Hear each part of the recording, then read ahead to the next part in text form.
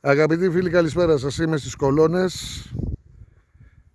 Είναι η ώρα 4 και 10 το μεσημέρι. Μόλις έχω σκολάσει από τη δουλειά μου, γυρίζοντας είδα αυτό εδώ το ωραίο πραγματάκι να είναι καθαρά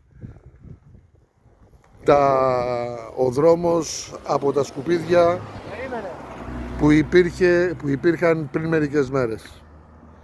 Όμως κάποιοι έξυπνοι συμπολίτες μας, να τα, εδώ είναι, φρέσκα κλαριά, φωλόφρεσκα.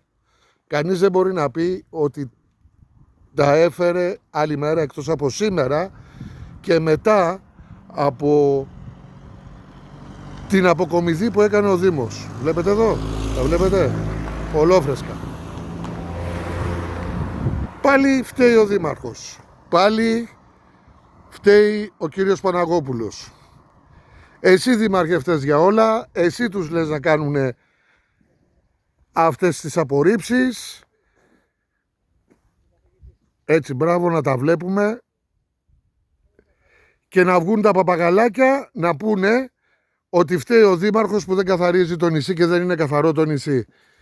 Πριν 4 ώρες καθαρίστηκαν από 2 φορτηγά του Δήμου και τώρα ορίστε, φρεσκαδούρα. Έτσι, να έχει δουλειά ο κύριος Νάνος. Κατηγορήστε τον και τον κύριο Νάνο ότι δεν ενδιαφέρεται, ότι δεν ενδιαφέρει τη Δημοτική Αρχή για το νησί. Ορίστε και τα καθαρά σημεία, φαίνονται. Λοιπόν, αυτό το βιντεάκι θα παίξει σήμερα, θα παίξει και αύριο στις κοινωνικές διαδρομές και θα συζητηθεί αναλόγως.